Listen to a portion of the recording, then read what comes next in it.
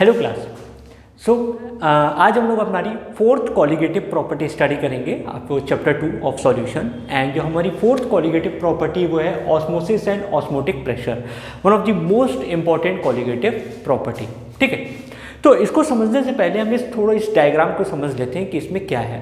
Just suppose कि आपने एक ब्रेकर लिया और उसके बीच में एक पार्टीशन कर दिया। ठीक है, वो पार्टीशन आपने किया किसी सेमी परमिएबल मेम्ब्रेन से। ठीक है, क्या बोलेंगे? Semi permeable membrane, semi permeable membrane. अगर आपको यहाँ से दिक्कत आ रही है तो आप यहाँ से ये लिख सकते हैं, सेमी परमिएबल मेम्ब्रेन। ठीक है, एक में है प्योर सॉल्वेंट एंड एक में है सॉल्यूशन, यानी जिसमें आपने सॉल्यूट प्लस सॉल्वेंट किया है, पर सॉल्वेंट दोनों में सेम है, सॉल्वेंट का नेचर नहीं चेंज होगा। ठीक है, अब इसमें क्या होता है कि जनरली जब हम ऐसे एक प्योर सॉल्वेंट और एक सॉल्यूशन को मिक्स करते हैं, मतलब किसी सेमी परमिएबल मेम्ब्रेन के थ्रू पार्टीशन कर दिए कि दोनों मिक्स ना हो। ठीक है, लेकिन हमें ये पता है कि प्योर सॉल्यूशन का जो वेपर प्रेशर होता है, ठीक है, वो सॉल्वेंट के वेपर प्रेशर, वो सॉल्यूशन के वेपर प्रेशर से ज़्यादा होता है। ठीक है, जैसे प्योर सॉल्यूशन का जो वेपर प्रेशर है वो है Vp0। ठीक है, और सॉल्यूशन का जो प्रेशर है वो Vp है। तो हमें भी पता है कि ऐसा क्यों होता है, क्योंकि प्योर सॉल्वेंट, अच्छा एक चीज़ और याद रखिएगा, इसमें जो सॉल्यूट है ना वो नॉन मोलेटाइल है। सॉल्यूट कौन सा है? नॉन मोलेटाइल है। ठीक है, इस केस में क्या है कि लिक्विड पूरे के पूरे फ्री है, वो कहीं पे भी मूव कर सकते हैं, तो उनका वेपर प्रेशर है Vp0। बट इस केस में क्या होता है कि सॉल्यूट प्लस सॉल्वेंट जब हमने मिलाया और सॉल्यूट जो हमारा है नॉन वोलेटाइल है, तो वो क्या करता है, कुछ लिक्विड को क्या कर देता है, बाउंड करके रख देता है अपने साथ कि वो लिक्विड क्या करे, फ्लो ना कर पाए। और अगर वो लिक्विड फ्लो नहीं कर पाएगा तो उसका वेपर प्रेशर ऑटोमेटिकली क्या हो जाएगा, लो हो जाएगा। यानी इसमें हमको पता है कि Vp0 is greater than Vp।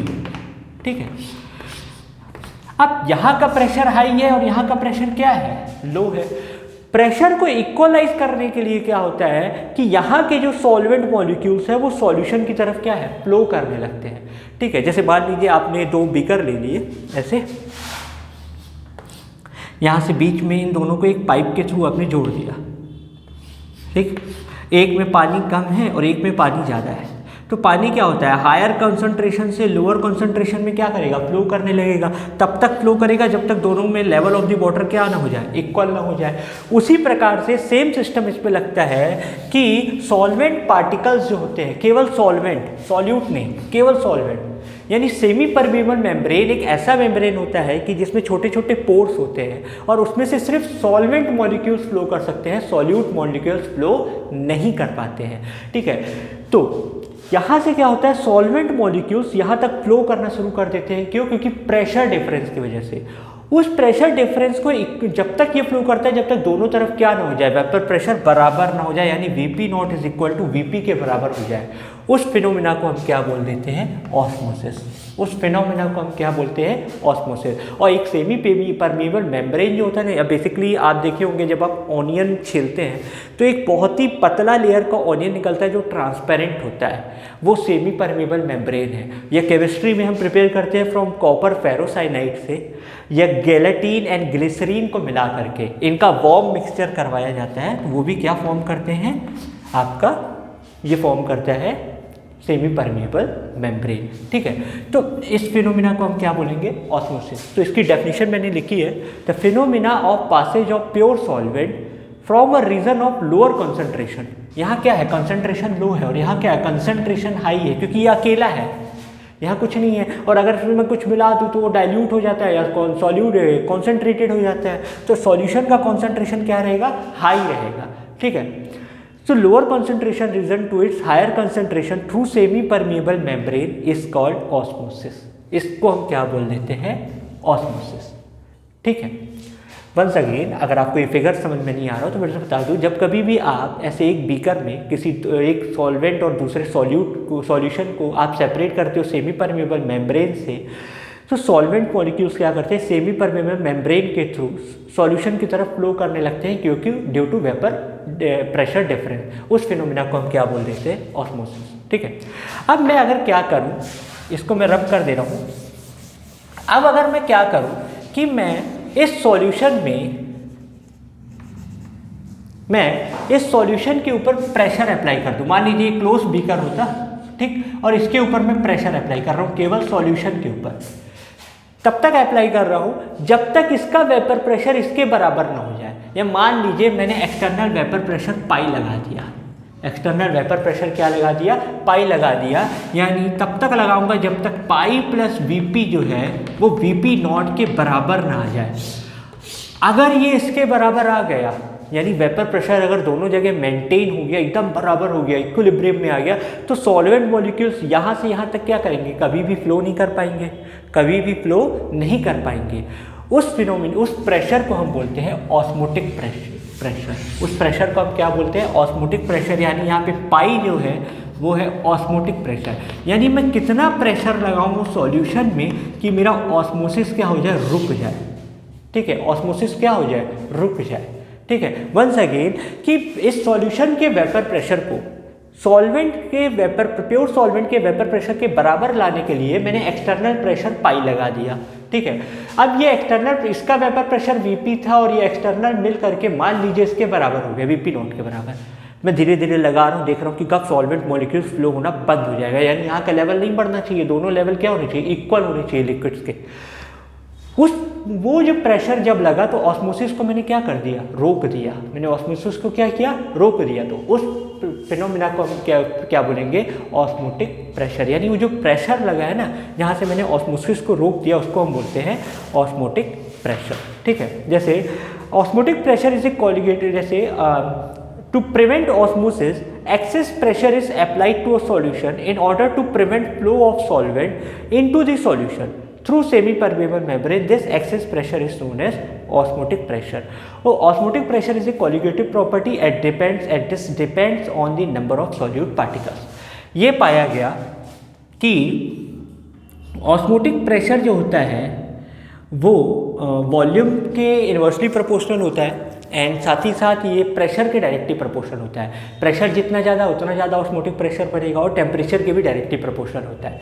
तो जब इन सारे टर्म्स को एक साथ मिलाया गया तो पाया गया कि pi is equal to C R T के बराबर होता है, जहाँ पे ये जो सी है ना, ये होता है मोलैरिटी, ये होता है मोलैरिटी। अभी तक तो हम मोलैरिटी पढ़ रहे थे, लेकिन जहाँ टेम्परेचर का फिनोमिना आ गया कि टेम्परेचर पे डिपेंड कर रहा है, तो वो क्या हो जाएगा, मोलैरिटी। और आर क्या है, गैस कांस्टेंट, जो आपने क्लास 11 में पढ़ा है। बहुत सारी वैल्यू है इसकी, 0.0821, 8.314 एंड सो ऑन।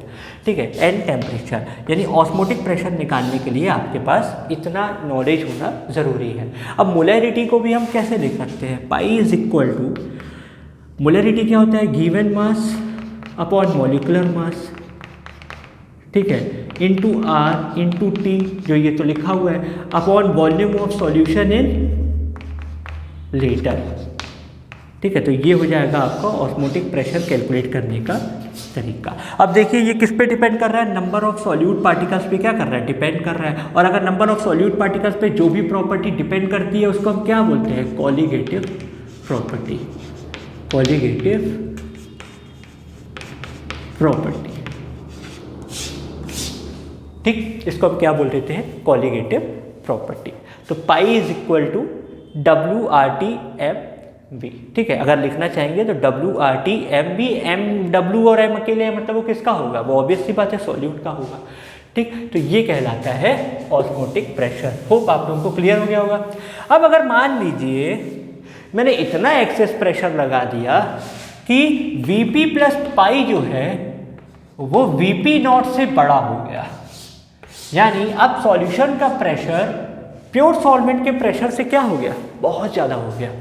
तो अब दोनों यहाँ पे प्रेशर को एक स्टेबल करने के लिए क्या करेगा, सॉल्वेंट अब सॉल्यूशन से सॉल्वेंट की तरफ फ्लो करेगा, यानी सॉल्यूशन में जो सॉल्वेंट मॉलिक्यूल्स है वो कहाँ की तरफ फ्लो करने लग जाएंगे, प्योर सॉल्यूशन की, प्योर सॉल्वेंट की तरफ फ्लो करने लग जाएंगे। यानी यहाँ पे लिक्विड का लेवल क्या होता जाएगा, कम होता जाएगा। तब तक कम होता जाएगा जब तक यहाँ पे दोनों का वेपर प्रेशर क्या ना हो जाए, बराबर हो जाए। इस प्रोसेस को हम बोलते हैं रिवर्स ऑस्मोसिस। इस प्रोसेस को हम क्या बोलते हैं, रिवर्स ऑस्मोसिस। ठीक है, इसकी डेफिनेशन में पढ़ता हूँ एक बार। डेफिनेशन है the direction of osmosis can be reversed if a pressure larger than osmotic pressure is applied to the solution side that is now the pure solvent molecules out of the solution through semi permeable membrane this is known as reverse osmosis.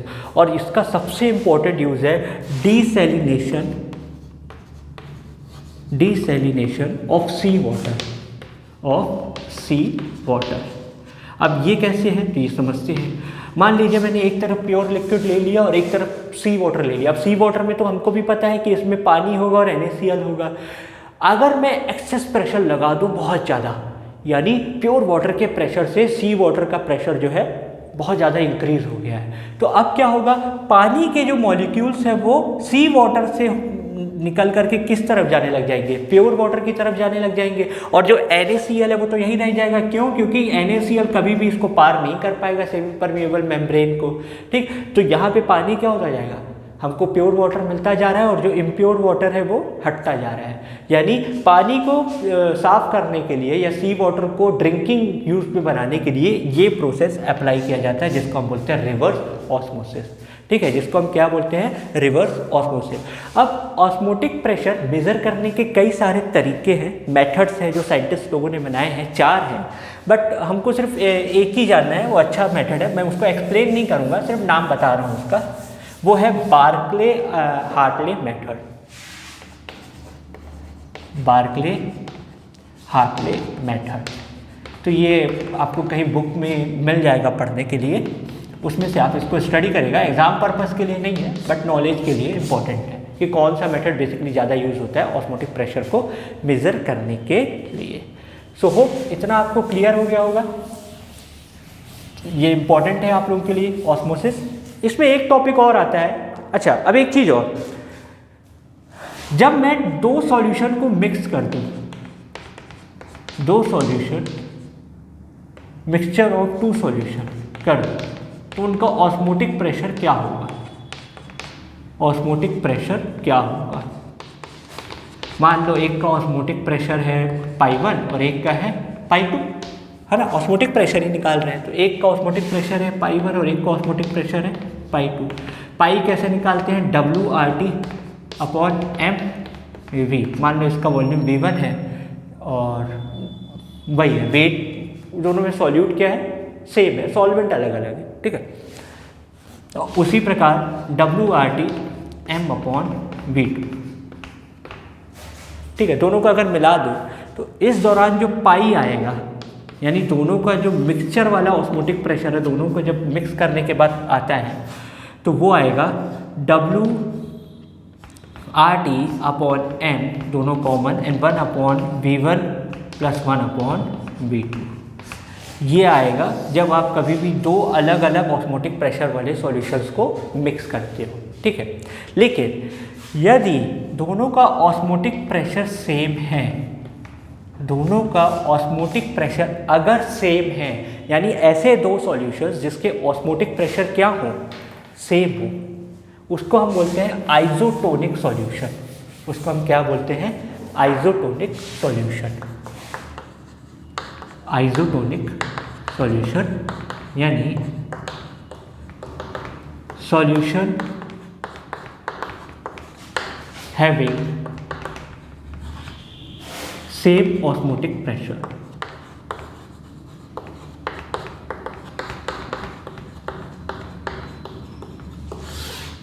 ठीक है, अब osmosis से related daily phenomena के example के बारे में थोड़ा जान लेते हैं कि आप लोग डेली लाइफ में ऑस्मोसिस कैसे देखते हैं। ठीक है, जस्ट सपोज कि आपने एक जगह नॉर्मल वाटर ले लिया, नॉर्मल वाटर, और एक जगह आपने सॉल्ट वाटर ले लिया। कौन सा वाटर ले लिया, सॉल्ट वाटर। ठीक, मैंने एक एग लिया, एग को बॉईल किया और उसके जो ऊपर के जो छिलके रहते हैं या जो उसके सेल रहते हैं उसको मैंने निकाल दिया with the help of dilute HCl।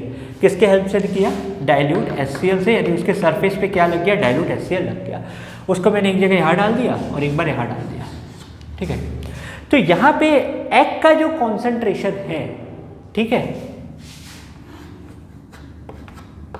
Egg का जो कॉन्सेंट्रेशन है वो वाटर के कॉन्सेंट्रेशन से क्या है, ज़्यादा है, ठीक है। ऑस्मोसिस में क्या होता है, लिक्विड फ्लोज फ्रॉम यानी solvent molecule flows from lower concentration to the region of higher concentration, ठीक। यानी ये जो मैंने HCl बाहर के में लगाया था, ठीक, ये कहाँ मिल जाएगा, इस लिक्विड में मिल जाएगा, यानी इसका कॉन्सेंट्रेशन लोअर हो गया, ठीक, और इसका कॉन्सेंट्रेशन क्या हो गया, हायर हो गया। लिक्विड का कॉन्सेंट्रेशन क्या है, नहीं सॉरी मैं उल्टा बोल दिया, lower concentration to the higher concentration, यानी एग का जो कॉन्सेंट्रेशन है वो हायर है, ठीक, एंड लिक्विड का कॉन्सेंट्रेशन है लोअर है, यानी सॉल्वेंट मॉलिक्यूल कहाँ से कहाँ फ्लो करेगा, लिक्विड से एग की तरफ फ्लो करेगा। कहाँ से फ्लो करेगा, लिक्विड से एग की तरफ। यानी यहाँ पे जो मेरा जो एग है ना वो फूल जाएगा, ठीक है, वो क्या हो जाएगा, फूल जाएगा, यानी यहाँ पे इस डायरेक्शन में जा रहा है। लेकिन अब जब दूसरा केस ले रहे हैं तो सॉल्ट वाटर में जब ले रहे हैं तो सॉल्ट वाटर का जो कॉन्सेंट्रेशन है वो हायर है, वो क्या है, हायर है, जबकि इसका क्या है, लोअर है। तो सॉल्वेंट मॉलिक्यूल कहाँ से कहाँ फ्लो करेगा, लोअर टू हायर, यानी यहाँ से यहाँ फ्लो करेगा। यानी इस केस में एग का जो सारा पानी है वो लिक्विड सॉल्ट वाटर में मिल जाएगा और एग क्या हो जाएगा, सिंक हो जाएगा, एग क्या हो जाएगा, सिंक हो जाएगा। तो इसी प्रकार से दो सॉल्यूशन होते हैं, एक होता है हाइपरटोनिक सॉल्यूशन एंड एक होता है हाइपोटोनिक सॉल्यूशन। हाइपरटोनिक सॉल्यूशन और एक होता है हाइपोटोनिक सॉल्यूशन। अब इसको समझने के लिए एक और एग्जांपल लेते हैं, ठीक है। हमारे बॉडी में जो ब्लड सेल्स पाए जाते हैं उसमें एग्जैक्टली 0.9% ऑफ सैलाइन वाटर होता है, यानी 0.9% ऑफ NaCl पाया जाता है। सेल में कितना, 0.9% ऑफ NaCl पाया जाता है, ठीक है। अब जब सपोज कि मैंने एक बीकर ले लिया, दो बीकर ले लिए, एक में सेल रख दिया जिसमें जो सॉल्यूशन है उसमें 0.9% से कम का NaCl है, सॉरी ज़्यादा का NaCl है। सॉल्यूशन में 0.9% से ज़्यादा NaCl है बाई वेट बाई वॉल्यूम, ठीक। और इस वाले सॉल्यूशन में भी सेल रखा, लेकिन इस सॉल्यूशन का जो कॉन्सेंट्रेशन है वो लेस देन 0.9% NaCl है। कितना है, लेस देन 0.9% NaCl है। यानी इस केस में सेल का कॉन्सेंट्रेशन लोअर है और सॉल्यूशन का कॉन्सेंट्रेशन क्या है, हायर है, और जबकि इस केस में सेल का कॉन्सेंट्रेशन क्या है, हायर है, और वाटर का कॉन्सेंट्रेशन यानी सॉल्यूशन का जो कॉन्सेंट्रेशन है वो क्या है, लोअर है, ठीक है। अब सबसे पहले हाइपरटोनिक की डेफिनेशन पढ़ते हैं। हाइपरटोनिक में बोलता है कि solution having higher osmotic pressure than some ever solution is called hypertonic solution, यानी ऐसे सॉल्यूशन जिनका कॉन्सेंट्रेशन दूसरे से ज़्यादा हो, जिनका कॉन्सेंट्रेशन दूसरे से ज़्यादा हो, यानी जिसका ऑस्मोटिक प्रेशर क्या होगा, ज़्यादा होगा, ठीक। तो इस केस में क्या होगा, सेल के अंदर का जो लिक्विड है वो सारा का सारा कहाँ फ्लो हो जाएगा, lower concentration to higher concentration, यानी पूरा का पूरा NaCl में चला जाएगा। तो सेल क्या हो जाएगा, मेरा सिंक हो जाएगा, सेल क्या हो जाएगा, सिंक हो जाएगा। तो कभी भी आप नहाने जाते हैं तो आप देखते होंगे कि आपकी जब ज़्यादा एक्सेस नहा लेते हैं समुद्र के पानी में तो आपके हाथ पूरे ऐसे ख़राब होने लग जाते हैं, ईचिंग होने लगती है, ठीक है। ये बेसिकली वही फंडा है कि आप ज़्यादा देर तक NaCl में रहे, और समुद्र क्या है, वो तो नमक का भंडार है, वहाँ NaCl 0.9% से तो बहुत ज़्यादा है, जबकि आपकी बॉडी में कितना है, 0.9% है। यानी आप ज़्यादा कॉन्सेंट्रेशन वाले सॉल्यूशन में जा रहे हो तो उस केस में क्या होगा, पूरा का पूरा जो पानी है वो lower concentration to higher concentration flow होगा और आपका सेल क्या हो जाएगा, सिंक हो जाएगा। ऐसे सॉल्यूशन को हम बोलते हैं हाइपरटोनिक सॉल्यूशन। जबकि इस केस में क्या है, सेल का कॉन्सेंट्रेशन ज़्यादा है और पानी का क्या है, कम है। तो इस केस में क्या हो जाएगा, solvent molecule will flow from lower concentration to higher concentration, lower concentration to higher concentration, और आपका सेल जो है वो फूल जाएगा, वो एक्सेस एक्सपेंड हो जाएगा, सेल क्या होगा, एक्सपेंड हो जाएगा। ऐसे सॉल्यूशन को हम बोलते हैं हाइपोटोनिक सॉल्यूशन। ऐसे सॉल्यूशन को हम क्या बोलते हैं, हाइपोटोनिक सॉल्यूशन। ऐसे ही नॉर्मल एग्जांपल आप ग्रेप्स का देखते होंगे, ग्रेप्स बाहर रखा है तो वो किशमिश बन जाता है, और ग्रेप्स पानी में रखा है तो वो क्या हो जाता है, फूल जाता है, ठीक है। तो ये है आपका osmosis and osmotic pressure. Colligative property की फोर्थ प्रॉपर्टी थी आपका, एंड जो आपका कंप्लीट हो चुका है। तो होप आपको समझ में आया होगा जरूर। सो इसको अच्छे से पढ़िएगा एंड डेफिनेशन अच्छे से याद करके लिखिएगा आप लोग एग्जाम में। And hope you are liking my video, so please like my video, subscribe my channel and also share the video with your friends. Thank you.